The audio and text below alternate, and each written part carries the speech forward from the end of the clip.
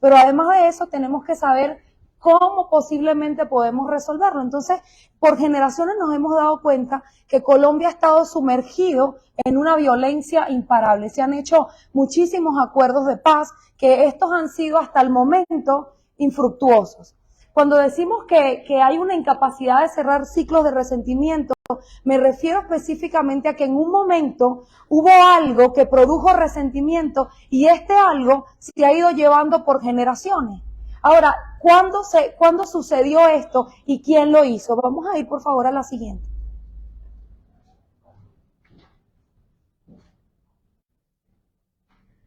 Tenemos una base de definiciones de lo que es la palabra conflicto. Para la Real Academia de la Lengua Española, la palabra conflicto supone un combate, una lucha, una pelea, pero también un enfrentamiento armado. Y dice la definición que es una situación desgraciada y de difícil salida. Cuando hablamos de desgraciado, quiere decir que estamos exentos de gracia.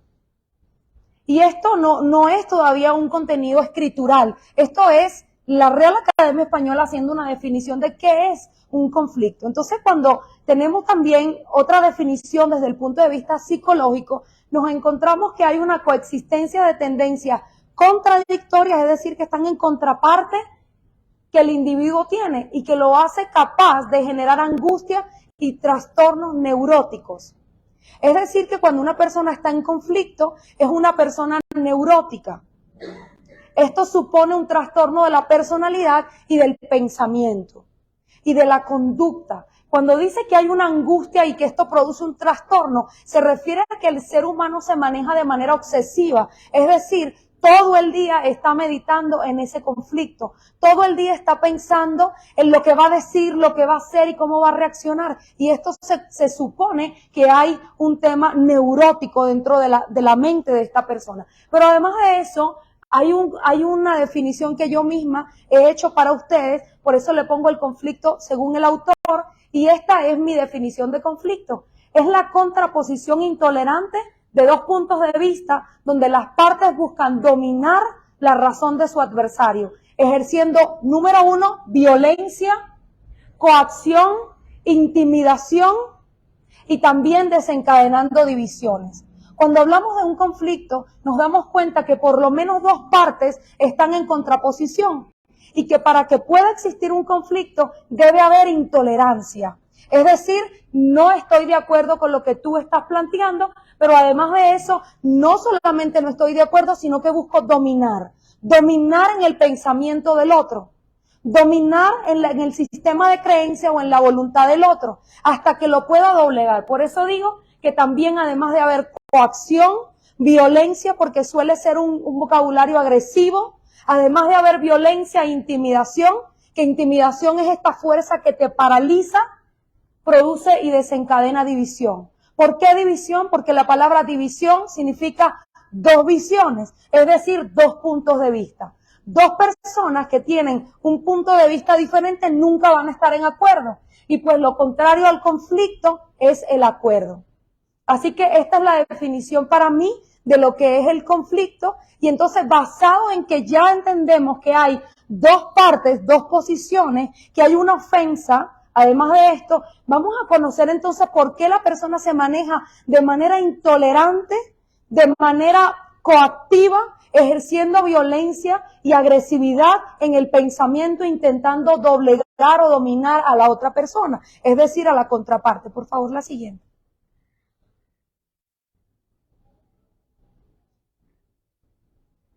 Vamos a ver un contexto histórico, antes incluso de que todas estas cosas de conflicto colombianas que conocemos como la Guerra de los 1000 días, el Bogotazo, todas estas batallas que ha tenido Colombia, vamos a ver aún más allá, en 1795, ¿qué se produjo en esta Real Cédula? Cédula eran los decretos producidos por el reinado de España. Todo lo que era un decreto del rey se le llamaba cédula. Entonces, en 1795 se produce un decreto del rey donde él establece que hay un nuevo procedimiento administrativo al cual él denominó gracia al sacar.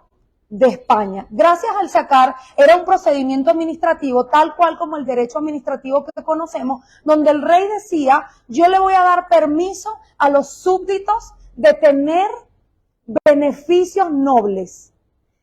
Les he puesto acá, le permitía a los súbditos obtener por medio de dinero privilegios burocráticos y la compra de títulos nobiliarios. Es decir, los títulos nobiliarios estaban ostentados solamente por las clases privilegiadas, que en este tiempo de la historia era solo para los blancos. Y esto era un tema racial, solamente los blancos y los que venían de las denominadas sangres puras podían tener acceso a los beneficios nobiliarios. Ahora, existía otro grupo en la historia llamado los pardos, y estos eran una mezcla entre la sangre indígena, la negra y la blanca. Por supuesto, al no ser puros, ellos no tenían el derecho de sangre, el derecho consanguíneo de acceder a los títulos nobiliarios. Entonces la corona española, para obtener y recaudar dinero, establece esta ley que se llama Gracias al Sacar, donde se podía obtener títulos nobiliarios y beneficios burocráticos sin tener las categorías de sangre pura. Esto también te permitía limpiar la sangre, y estos procedimientos administrativos constaban en que se pagaban unos aranceles o unos impuestos para que ciertas personas pudieran tener privilegios desde el punto de vista nobiliario de la corona. Ahora, les he puesto acá un ejemplo porque en Colombia todavía utilizan la palabra don. Cuando estamos ante una persona distinguida, ante una persona ilustre o incluso ante una persona que tiene dinero, le decimos don. ¿Sí o no? Entonces, miren esto. Con 1000 reales, que era la moneda de esa época, se podía convertir una persona en don. El significado de don tiene su origen en esta palabra, don, que quiere decir de origen noble. De ahí viene la raíz de esta palabra don, de origen noble. Entonces, para que una persona, un pardo, recuerden que estos eran indios, negros y blancos, tuviera acceso a un título nobiliario, es decir, que fuera susceptible de llamarse don, podía comprarlo con 1000 reales. Esto no era posible antes de 1795. En este momento, cuando se da esto, se producen dos consecuencias tremendas que generan un conflicto. Y las consecuencias es que se produce un enardecimiento por la supremacía blanca. Es decir, los que eran de sangre pura no estaban de acuerdo a que a algunos se les diera por dinero acceso a los beneficios y a los privilegios distinguidos que eran solo para los nobles. Comienza la supremacía blanca a quejarse porque no estaban de acuerdo. Pero además de esto se produce un resentimiento de las clases inferiores. ¿Por qué? Porque las clases inferiores se dieron cuenta, hasta este momento nadie decía nada acerca de la corona y del tema nobiliario. ¿Por qué? Porque todos entendían o estaban adoctrinados a que mientras yo no sea de sangre pura, pues no tengo acceso a este tipo de privilegios. Pero cuando ya esto se vuelve desde el punto de vista mercantilista, cuando ya esto se vuelve desde el punto de vista monetario, entonces, por supuesto, las clases inferiores comenzaron a rebelarse. ¿Por qué? Porque yo me siento resentido, ahora sí me siento resentido porque no tengo dinero para acceder a los privilegios que supuestamente eran para los nobles. Y esto comienza a generar un conflicto de resentimiento. ¿Qué le da origen al conflicto? Pues que estos blancos distinguidos ahora eran sentados en las mesas con los pardos simplemente porque podían pagar los títulos. Y ellos no estaban de acuerdo. Ustedes saben, el ser humano desde tiempos antiguos siempre se ha querido distinguir. El doctor, el médico, el de este apellido, el del otro. Y a nadie, el que está arriba, no le gusta que lo relacionen con el que está abajo.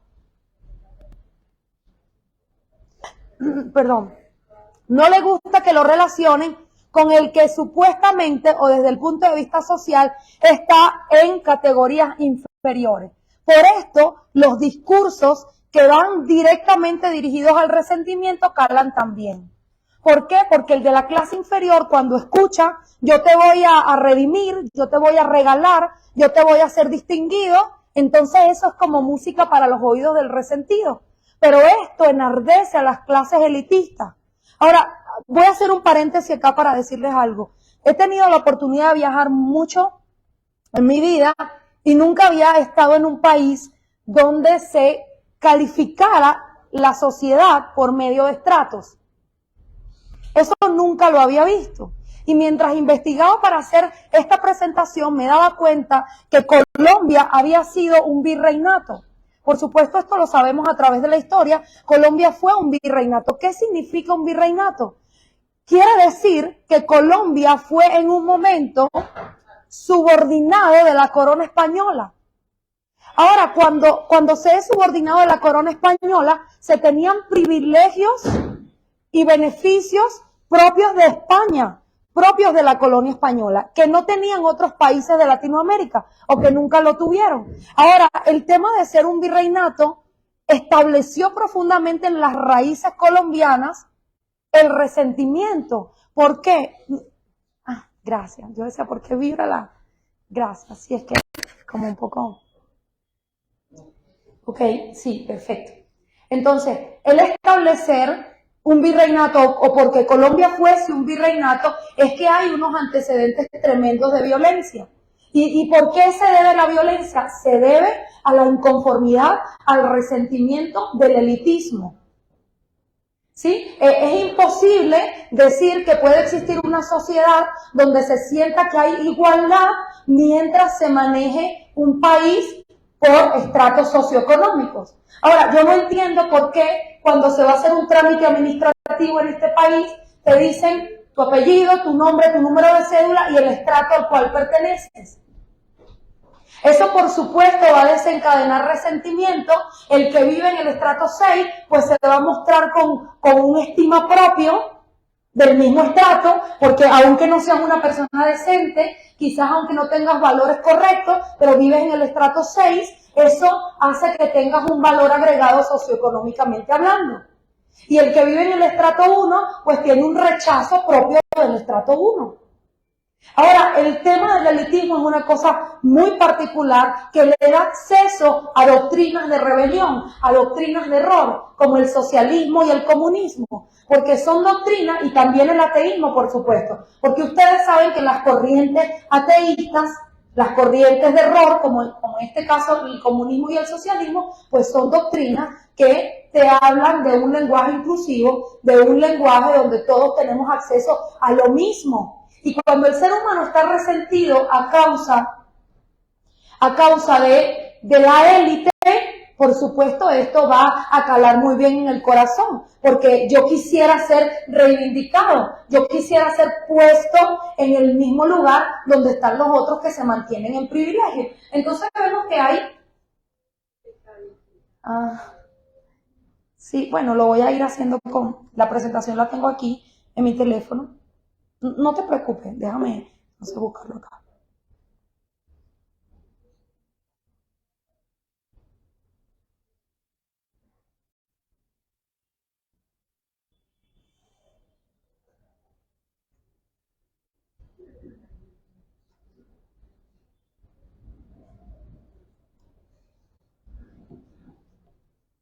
Entonces íbamos por el contexto histórico, donde nos damos cuenta que todo comienza en este virreinato, en esta ley 1795, donde España dice, necesito dinero, y como necesito dinero, voy a extender mis privilegios nobiliarios, mis privilegios de nacimiento, que supuestamente eran privilegios de una cuna de sangre azul, como ellos mismos lo catalogaban, de pureza en cuanto a la raza. Y esto solo era algo que era permitido para los blancos. Entonces, esto comienza a desencadenar una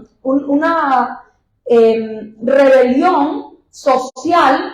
¿Por qué? Porque entonces empezamos a ver que había una disputa por las tierras, una disputa por los títulos, una disputa por el acceso a las riquezas, y entonces todo esto viene desencadenando un conflicto.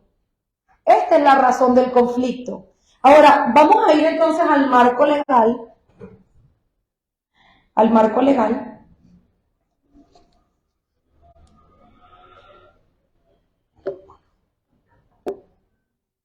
Y vamos a hablar de Hammurabi. Hammurabi era un guerrero de la Mesopotamia antigua, el cual estableció por primera vez, él fue la primera persona que dijo, yo necesito establecer una ley de reciprocidad, una ley penal bien estricta, basada en la reciprocidad de manera rigurosa. Esto constituye las bases del derecho penal, las primeras bases que conocemos del derecho penal desde el punto de vista histórico. Sin embargo, nos damos cuenta que Hammurabi tenía una base en su ley de la ley del talión. Y por eso es que he puesto la presentación de hoy, la ley del talión versus la ley de la gracia. ¿Por qué? Porque el talión establecía que era una, fíjense, se lo voy a leer acá. El Código de Hammurabi tenía 282 leyes donde se regulaba, número uno, la vida social y económica. Y esta regulación era basada en la reciprocidad. Y tenía como base la ley del talión. Ahora, esta ley era una denominación de principios jurídicos. Esto todavía no hemos entrado en nada bíblico, porque sí hay un contenido bíblico, pero quiero que entiendan que esta ley, aunque está citada en las Escrituras, es un sistema jurídico de justicia retributiva, en la que se nombraba o se imponía un castigo idéntico, no uno equivalente. ¿Qué quiere decir esto? Bueno, como pueden ver en esa célebre frase, esto es tomado de la ley del talión, ojo por ojo y diente por diente. ¿Qué quiere decir? Que no era una sanción donde fuese subsanado el daño, sino que la sanción debía ser idéntica. De esta palabra taleón viene de una palabra latina que quiere decir tallos o quiere decir tales. De ahí cuando decimos de tal palo, tal astilla, o como tal. De la misma manera, esto significa idéntico. Ahora, si yo cometía un daño de muerte, tenía que morir. Si cortaba una mano, me cortaban una mano. Si le sacaba un ojo a alguien, tenía que pagar con un ojo. Y esto significa la ley del talión. Ahora, muchos quizás nos sentimos como, wow, la ley del talión, eso no se aplica ahora mismo. Pero ¿cuántos sabemos que hay muchas veces en nuestro corazón un conflicto donde yo quiero que la otra persona se sienta como me siento yo? Donde la otra persona sea tan culpable de lo que me hizo como el mismo daño que me ha hecho. Entonces, sin darnos cuenta, estamos aplicando una ley del talión, una ley que supone reciprocidad idéntica. Ahora, cuando hablamos de Hammurabi, nos damos cuenta que él estableció por primera vez en la historia de la humanidad una codificación para las leyes penales. Sin embargo, le atribuimos a los romanos la codificación de las leyes, de ahí el derecho romano, por eso es que es una de las fuentes de los códigos.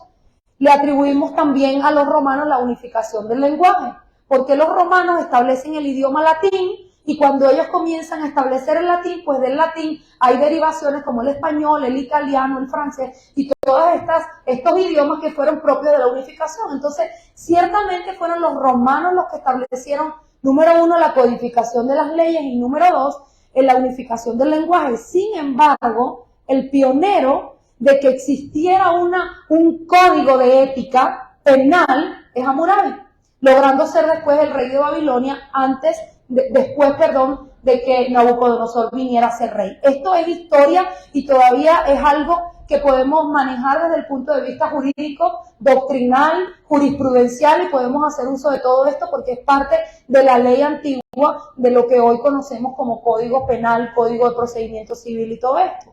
Ahora, esta ley retributiva le daba entonces un acceso a la venganza permitida o judicialmente aceptada. Porque les voy a decir algo, esto no es un sistema jurídico que ha quedado completamente en desuso. En muchos países africanos, incluso en países que se manejan todavía en el ordenamiento jurídico islámico, el Corán, por ejemplo, tiene su base en la ley del talión. Todavía se están apedreando mujeres a causa de los pecados sexuales. Todavía se están matando familias enteras a causa de que un miembro de una familia ha muerto. Los países islámicos y muchos países de África siguen aplicando la ley del talión. Y como yo digo, en mi propia opinión, es una venganza permitida. Porque si ustedes se dan cuenta, detrás de esto lo que hay es una venganza. La ley del talión no establecía perdones, no establecía una narrativa de hecho, no existía una justificación, no habían atenuantes ni agravantes dentro del proceso. Simplemente yo iba a ejecutar mi justicia idéntica a lo que tú me hiciste. No necesito saber las motivaciones de hecho que te llevaron a comprender, a cometer este delito o este agravio o este daño. No necesito que me digas cuáles eran las situaciones médicas como ahora conocemos, que hay agravantes desde el punto de vista psiquiátrico o médico. Esto no existe para la ley del talión. Entonces, lo que estamos hablando es de una venganza permitida, judicialmente aceptada. ¿Y por qué digo judicialmente? Porque estamos hablando de procedimientos penales que hasta el sol de hoy se ejecutan de esta manera. Entonces, ¿por qué hago referencia al talión? Porque cuando me ofendí en el 1795 a causa del elitismo, cuando me ofendí porque me sentí renegado de la sociedad a causa de que no tenía acceso a las riquezas, de que no tenía una partición justa de los terrenos o de las tierras del país, entonces comencé a establecer una justicia propia. Y comenzó una venganza incontrolable, llena de violencia, que hasta hoy padecemos de esto. Y estamos tan acostumbrados a los diálogos de violencia que ya ni siquiera los podemos distinguir. Es que nacimos en esto. Nacimos en una sociedad violenta a causa de que es una sociedad resentida. Y miren, hay algo interesante acerca del conflicto. No hay tal cosa como que yo me sumo a marchas o a manifestaciones conflictivas que van contra la vindicación de los derechos de algo. Una persona cuando está unida a estas cosas es porque lo primero que tiene es un conflicto consigo mismo. El conflicto que tienes interno es lo que te atrae, porque una persona que es pacificador jamás va a estar involucrado en conflicto. Se unen en un bien común. El bien común no son las causas sociales como muchos intentan decir. El bien común es el resentimiento profundo de sentirme acomplejado, de sentirme desplazado de la sociedad, de los accesos a la riqueza y a todo lo que la sociedad permite. Entonces lo primero que tengo que hacer es buscar esas raíces propias del conflicto. Porque una sociedad conflictiva no es más que varias personas conflictivas unidas por un fin común que es el conflicto. ¿Qué les parece eso? La siguiente, por favor.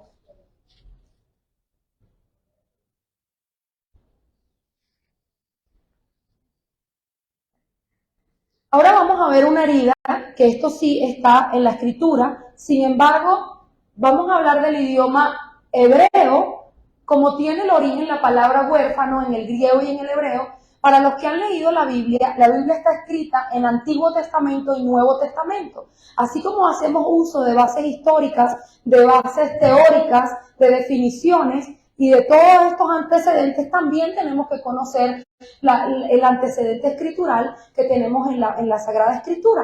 Y entonces el Nuevo Testamento fue escrito en griego y el Antiguo Testamento en el original está escrito en hebreo. Cuando hablamos de la palabra huérfanos, vamos a encontrar dos definiciones, una en griego y una en hebreo. La primera en griego significa órfanos, que quiere decir incierto o afligido. Y en el hebreo significa ayín, que viene de la frase ayín, del término primario, y significa no ser nada, no existir, no tener valor, incurable, infinito. Y también la misma definición significa en sentido de pregunta, ¿dónde o de dónde? Ahora, ¿por qué hablar de un huérfano? Muchos dirán, bueno, yo no soy huérfano, yo tengo un padre y una madre. Ahora, la Escritura dice, Cristo hablando, yo no los dejaré huérfanos. Así que la condición de la humanidad es orfandad. Orfandad significa estar desprovisto de ayuda, completamente desamparado. Significa ser nada o sentirse nadie, no tener valor. Hay una profunda herida que me hace sentir vacío, como quien no tiene nada. ¿Han escuchado esa frase que dice, yo soy el hijo de nadie? ¿Sí? Cuando yo visito las cárceles, le pregunto a los presos que están ahí, muchas veces sin zapatos, tatuados, sin camisa, yo les digo, ¿cuántos de ustedes se sentirían que si fuesen hijos de un político importante, ya hubiesen salido de aquí? Entonces vamos a entender que hay un conflicto grande con el tema de la paternidad que produce todo el resentimiento que vemos ahora mismo. La orfandad es una herida, y es una herida dolorosa que se produce, que está profunda en el ser humano, es una angustia, es un tormento. Un huérfano es aquel que se siente o está desamparado. Vamos a ver, por favor, cuáles son los rasgos de la personalidad. Gracias. ¿Me la puedes tapar? Perdón. ¿Cuáles son los rasgos de la personalidad de un huérfano? Es una persona que se siente acomplejado, es conflictivo, aislado, desvalido, desconfiado, temeroso, incapaz. Es una persona que no tiene visión de futuro y se maneja en rebelión, en ira, en condenación, en esclavitud y en orgullo. ¿Qué les parece? Voy a tomar un poquito de agua. Le voy a decir cómo yo llegué a esto. Y aquí voy a hacer un paréntesis para volverme más humana, no tan académica. Cuando yo tenía 9 años, mi papá me dejó sentada en una plaza con mis 6 hermanas y nunca más volvió. Mi mamá es barranquillera, ella se va a Venezuela porque Barranquilla está tomada por la guerrilla en los años 70, se va con 18 años a trabajar en casas de familia. Ella tiene 3er grado de primaria de instrucción académica. Mi papá, un abogado de mucho prestigio, un abogado que escribió 47 libros para el derecho venezolano. Sin embargo, de este tipo de hombres que no ayudan a las mujeres a salir adelante para tenerlas controladas. Así que ella tuvo 7 hijas con él. Nunca le sacó los papeles de trabajo. Mi mamá no conocía a nadie en Venezuela. Un día le dice, siéntate en esta plaza con esas niñas. Yo tenía el uniforme del colegio, tenía 9 años. Mi hermana menor tenía 7 y él nunca volvió.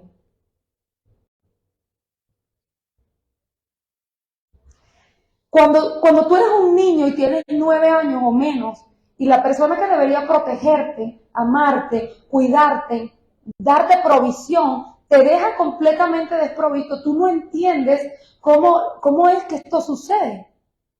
No puedes comprender, ni siquiera te imaginas la envergadura del daño en el alma del ser humano cuando no ha tenido la figura paterna. Cuando no hemos tenido la figura paterna, se desarrollan en el hombre y en la mujer diferentes secuelas porque somos diferentes. Pero para darles varias ideas, les voy a decir lo siguiente. Los hombres son proveedores, protectores. Esto es el diseño de los hombres. Cuando ellos no han tenido padre, tienen un problema muy grande con el tema de la provisión. No pueden proveer porque nunca han conocido un padre que les ha provisto. No pueden proteger y son hombres con miedo y temor porque nunca han sido protegidos antes. Las mujeres desarrollan un carácter problemático, un carácter con una necesidad imperiosa de afirmación, celos, contienda, porque no han tenido la afirmación propia de los hombres hacia las mujeres. Entonces ellas buscan en los hombres el amor que no tuvieron en sus padres. Y esto desencadena también problemas de drogadicción, alcoholismo, trastornos alimenticios, depresión, suicidio. Y estos son los rasgos de una persona que no ha tenido paternidad biológica. Complejo, rabia, resentimiento. ¿Por qué? Porque no tuve acceso a la educación, no tuve acceso a la justicia, cargo los zapatos rotos, estoy resentido, nadie me defiende, nadie está por mí. Esto se parece bastante al tema que les decía histórico, donde el virreinato tenía acceso a cosas y otros no. ¿Por qué es que me siento resentido? Porque yo quisiera tener el mismo respaldo, el mismo amor, la misma provisión que tienen otros. Y por supuesto, además de eso, Comienza el ser humano, ya de por sí la herida es bastante profunda, pero comienza el ser humano guiado por esas mismas heridas a establecer sistemas socioeconómicos como los estratos. Entonces imagínese un niño de 10 años que no tiene comida en su casa, que no tiene un padre que lo ame y lo proteja, viviendo en el estrato 1, mirando desde la ventana al niño que sí tiene colegio, comida, zapatos, que tiene un padre que lo busca en el colegio, el que vive en el estrato 6, y las ofensas las ofensas son, por ejemplo, se le salió el estrato.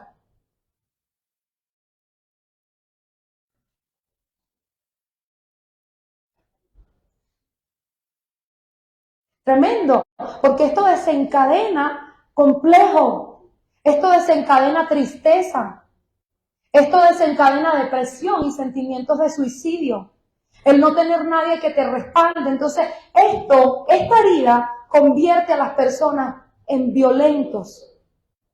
Porque como no tengo nadie que me dé nada, yo me siento en la capacidad social, económica, de convertirme en un delincuente. Porque yo tengo que salvar mi vida como pueda. Yo tengo que sobrevivir. Esto me da a mí el derecho de robar y de matar. Porque el que no trabaja no come.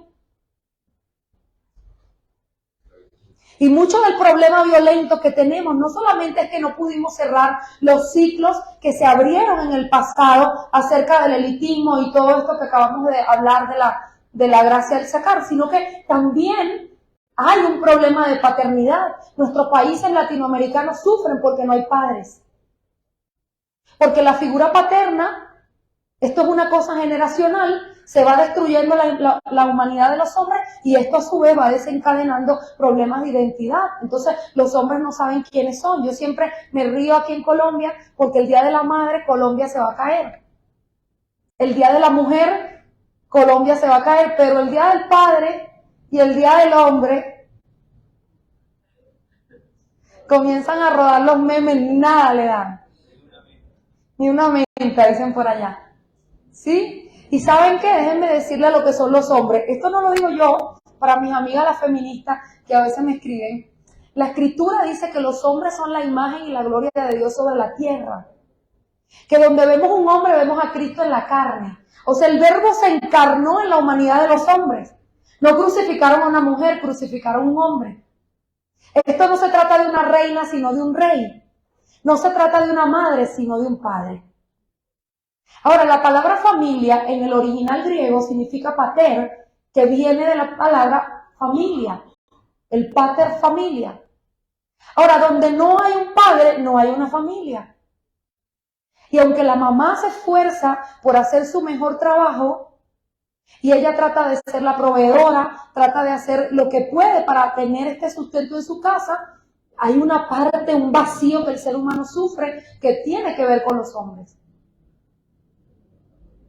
La siguiente, por favor.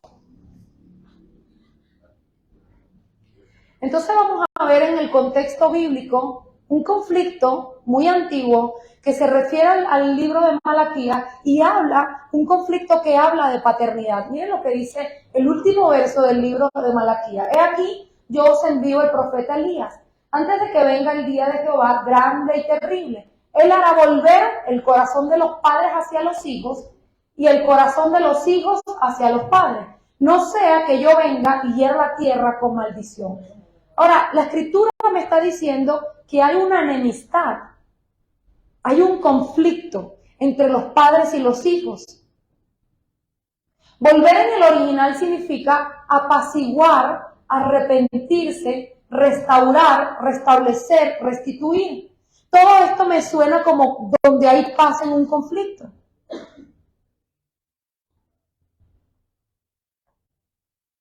Y dice, esto es en el Antiguo Testamento, hay una base también en el Nuevo, y dice, y hará que muchos de los hijos de Israel se conviertan al Señor, Dios de ellos, e irá delante de él con el espíritu y el poder de Elías, para hacer otra vez volver los corazones de los padres hacia los hijos, y de los rebeldes a la prudencia de los justos, para preparar al Señor un pueblo bien dispuesto.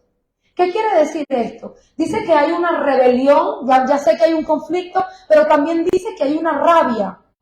Hay una rebelión que está en el corazón del que tiene una herida de este tipo. O sea que el que está herido con su figura paterna ya no solamente está complejado, conflictivo, despojado, sino que también es una persona rebelde, es una persona violenta, es una persona profundamente herida en muchos aspectos de su vida, en identidad, en provisión, en protección. Entonces me comienzo a convertir en un desadaptado, porque si nadie me protege, me tengo que proteger yo mismo. Tengo que robar porque tengo que comer. Y esto es un conflicto que mucha gente no ha podido superar. Por eso yo les decía que el tema del conflicto social y del conflicto armado, primero es un pequeño conflicto dentro de nuestros propios corazones. La siguiente, por favor. Existe entonces la ley del talión que me decía ojo por ojo, diente por diente. Ya sabemos que es un tipo de justicia retributiva, a lo que yo llamo una venganza permitida o judicialmente aceptada. Pero tenemos otra cara de la moneda y es la ley de la gracia. Por supuesto, cuando yo tengo una herida de paternidad en mi corazón, me conviene más la ley del talión, me parece mejor. Porque sí, que sufra el otro. Pero yo pienso que si ejecutamos esta ley vengativa, de ojo por ojo, diente por diente, todos vamos a quedar ciegos y sin dientes. Porque el que no ofende es una persona perfecta. Y en algún momento de la vida hemos transgredido la norma, hemos transgredido la ley, entonces nos van a medir con la medida que hemos medido en todas las áreas de nuestra vida. Si yo decido vengarme, entonces por supuesto esto hasta dónde va a llegar. Y ahora no sé cuánto tiempo me queda. Sí, bueno, les voy a contar otra cosa acerca de mí, una mala, que me deja muy mal parada, pero es la verdad y se la voy a contar para que puedan ver lo que es la ley del talión y la ley de la gracia. Cuando mi papá se va, en este contexto que ya les he hablado, mis hermanas eran para mí, mis 6 hermanas fueron para mí como verdugos. Porque yo era la hija favorita y mi papá me amaba y me trataba con amor y me cuidaba, pero eso fue hasta los 9 años. Cuando él se fue de la casa, mis hermanas me decían, ¿dónde está tu papito? ¿Dónde está ahora el que te cuida? Y no sé si conocen ese término pran, pero en Venezuela le dicen pranes a los que cuidan las cárceles, a los que mandan, a los que cuentan el billete por ahí, son como unos malandros. Y entonces así, eso era como que yo vivía con unos pranes en mi casa, porque ellas eran insinuando todo el tiempo el conflicto, porque ellas tenían una rabia en contra de mi papá. Entonces un día, cuando ya tengo 18 años, decido envenenar a mi hermana con un veneno de ratas. La ley del talión. Ojo por ojo, diente por diente. Tú has sido mi verdugo, como no hay una justicia, porque fíjense, hay un Estado de Derecho que debería regular la justicia. Y el Estado de Derecho era mi mamá, la cual estaba resentida por lo que mi papá había hecho y por supuesto ella estaba parcializada con las otras 6. Entonces esto es lo que dice la guerrilla, esto es lo que dicen los grupos subversivos, los grupos de alzada. Dicen que el Estado no hace su trabajo y pues yo tengo que ejecutar mi propia justicia. Y eso fue lo que yo hice.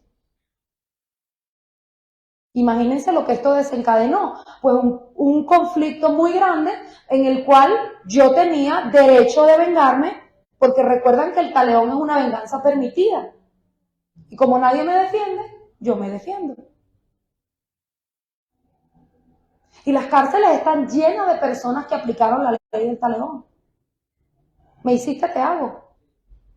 Pero también hay un tema con la rebelión. Cuando yo ejecuto mi propia justicia y no le permito al Estado que ejecuta la justicia, entonces la condenación va a ser para mí mismo. Porque yo soy el que voy a recibir los daños del estrago de haberme rebelado contra la justicia. Y por supuesto esto me generó a mí un gran problema, aunque nadie sabía que fui yo hasta 10 años después. Cuando conocí la ley de la gracia. Porque esos 10 años viví muy digna, con que eso era lo que ella se merecía. Pero cuando conocí la ley de la gracia me di cuenta que había otra forma de proceder. y que la ley del talión había quedado abrogada por otra ley, a lo que dice la Escritura llama la ley de la gracia. Ahora, la Real Academia dice que la definición de gracia es un don o un favor que se hace sin merecimiento particular, es una concesión gratuita. ¿Recuerdan que para convertirse en don yo tenía que pagar 1.000 reales para acceder al título nobiliario? Y así como ese ejemplo, muchísimas cosas donde por ser una persona parda, por tener una mezcla en la sangre, no podía tener acceso a eso y tenía que pagar. Y la ley también tiene este nombre, gracia, se llama gracia del sacar. Ahora, esta ley me dice la definición también de la Real Academia, esto no es Biblia, esto es la lengua española, dice que la gracia es un favor sin merecimiento particular, es decir, no tengo que pagarlo, es gratuito. La siguiente. Y les he puesto acá todo un pasaje bíblico, esta es la última lámina, de la estructura de la gracia, para que podamos comprender, una vez que ya hemos escuchado lo que es la justicia vengativa, lo que es la justicia propia, vamos a volver a leer este pasaje que quizás muchos lo han leído, a ver qué les parece ahora. Oíste que fue dicho, estas son las palabras de Jesús, ojo por ojo y diente por diente. Que la Escritura lo que está ahí haciendo es un fragmento, sacando un fragmento de la ley del talión, la que todavía en África y en los países islámicos se usa. Dice, oyeron que fue dicho ojo por ojo y diente por diente. Pero yo os digo, no resistáis al que es malo. Antes, a cualquiera que te hiere en la mejilla derecha, vuélvele también la otra. Y al que quiere ponerte a pleito, conflicto, y quitarte la túnica, déjale también la capa. Y a cualquiera que te obligue a llevar carga por 1 milla, ve con él 2. El que te pida, dale. Y el que quiera tomar de ti prestado, no se lo rehuses. Y otra vez vuelve a citar el talión y dice, oíste que fue dicho, amarás a tu prójimo y aborrecerás a tus enemigos, a tu enemigo. Pero yo os digo, amad a vuestros enemigos, bendecí a los que os maldicen, haced bien a los que los aborrecen y orad por los que los ultrajan y los persiguen, para que sean así para que sean hijos de vuestro Padre que está en los cielos, un tema de paternidad, que hace salir el sol sobre malos y buenos y que hace llover sobre justos e injustos. Porque si amas a los que te aman, ¿qué recompensa tendréis? ¿No hacen también lo mismo los publicanos? Y si saludáis a vuestros hermanos solamente, ¿qué hacéis de más? ¿No hacen también así los gentiles? Sé pues vosotros perfectos como vuestro Padre que está en los cielos es perfecto. Ahora, ¿qué pasó después que tuve que hablar y decirle a mi hermana que había sido yo? Primero tuve que reconocer mi error, tuve que dejar el conflicto, tuve que perdonar todos los años de todo lo que ellas me hicieron y por supuesto mi corazón primero vino a paz, después vino a paz mis hermanas y mi madre y por supuesto después cuando un corazón está en paz, una casa está en paz, una familia está en paz y así poco a poco se va transformando en una nación. Pero yo no puedo sentarme descaradamente a hacer acuerdos de paz cuando no tengo paz interior, cuando tengo un conflicto con toda la gente que me rodea. Y por supuesto, cuando a mí me leen un pasaje como este, donde me dice que le ponga la mejilla, y yo tengo un problema grande con la ley del talión y la venganza, yo digo, por supuesto que no voy a orar por los que me hacen cosas malas. El que me lleve a pleito, le digo lo suyo. ¿Sí? El que me quite la túnica, más le vale que no. Y así yo voy construyendo mi propio pasaje bíblico en el que, por supuesto, la ley del talión es mi ley de vida. Tú me haces, yo te hago. Porque para poder acceder a esto, a este pasaje, como lo dice la Escritura, yo tendría que soltar el conflicto. Tendría que perdonar a todas las personas que me han ofendido. Porque la Escritura dice, bienaventurados los pacificadores, porque ellos serán llamados hijos de Dios. Entonces el huérfano, el que tiene una condición de orfandad, nunca podrá ser un pacificador. La última, por favor. Y aquí hay una pequeña frase que está sacada de la Biblia, dice, vence al mal con el bien. Esto sería una forma eficaz de poder resolver realmente los conflictos. Pero para eso necesitamos valentía. Y no la valentía salvaje o la valentía violenta, sino una valentía de decir, ya no quiero seguir en este pleito. Ya no me importa si fue la corona española o quién fue el que hizo esto, pero yo necesito dejar el pleito. Y cuando usted viene a ser hijo de Dios, tiene todo lo que un hijo tiene. Porque yo pensaba, cuando mi papá me dejó en esa plaza, que los estudios eran para los hijos de los ricos. Y tantas cosas pensaba a las cuales nunca iba a poder tener acceso. Y por supuesto no fue así. Porque una de las cosas, y como estamos en la academia, lo voy a enfocar en ese aspecto, una de las cosas profundas para mí era cómo voy a estudiar. Pero además de eso pensaba ese día que me quedé ahí sentada, ¿con qué voy a comer hoy y dónde voy a dormir? Esto es estar desprovisto. Y tuve la oportunidad de estudiar en Inglaterra, en Madrid, en Sevilla y llegar hasta un nivel doctoral. Así que esto no tiene nada que ver con que a mí no me dan acceso a las riquezas, con que yo no tengo acceso a los servicios públicos, ni a las tierras, ni todo este discurso que se ha escuchado últimamente. Yo tengo la posibilidad de soltar el conflicto, recibir la gracia, dejar de pagar mal por mal y comenzar un nuevo camino en paz. Primero yo entro a paz, mi círculo familiar y después una